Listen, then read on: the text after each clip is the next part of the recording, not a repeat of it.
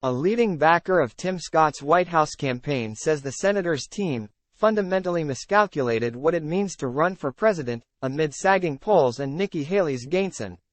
Tim Scott's presidential campaign, once seen as emerging force, has faltered in recent weeks. Scott has sought to offer an optimistic message to voters, but Trump remains on top in the GOP race.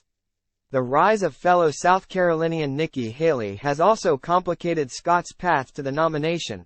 When Senator Tim Scott launched his presidential campaign in May, he sought to project a positive conservative message among a field of candidates angling to take on former President Donald Trump in the GOP primary. The South Carolina lawmaker, who is often praised by his GOP peers in the Senate, emerged from his campaign kickoff as someone who could credibly appeal to both evangelical conservatives and Main Street Republicans.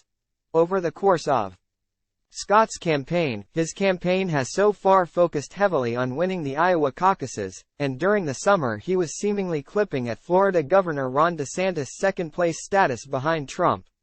But in recent weeks, Scott's polling numbers have faltered in Iowa, and Republicans not aligned with Trump are increasingly looking to former South Carolina Governor Nikki Haley is perhaps their best bet to challenge the former president's supremacy in the GOP race.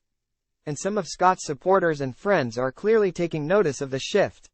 A leading Scott backer, who spoke to Politico anonymously, remarked that the senator's campaign team fundamentally miscalculated what it means to run for president and generate news coverage.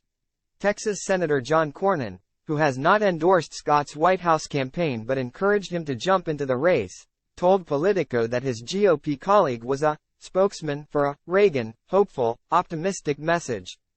Time equals 400 Ms. greater than Cornyn conceded that Scott has so far not broken through with GOP voters.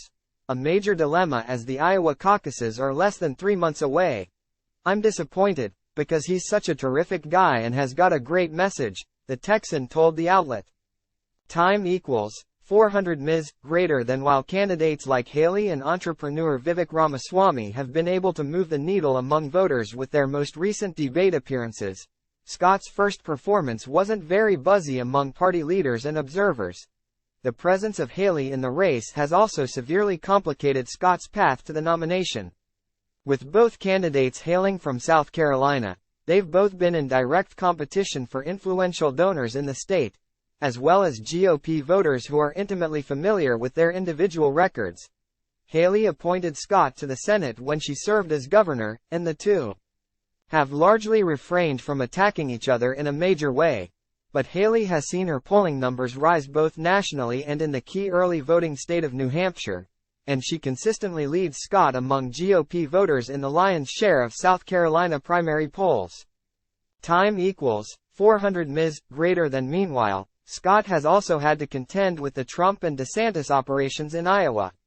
The former president has been disciplined about visiting the Hawkeye state despite his long-standing polling advantage in the state, and DeSantis has basically gone all in his efforts to win the caucuses in January. It remains unclear if Scott will qualify for the third GOP debate in November, which could give him a much-needed jolt, as he still needs to meet the Republican National Committee mandated threshold of 70,000 donors before the event. However, campaign spokesman Nathan Brand told Politico that the senator will be on the debate stage in Miami.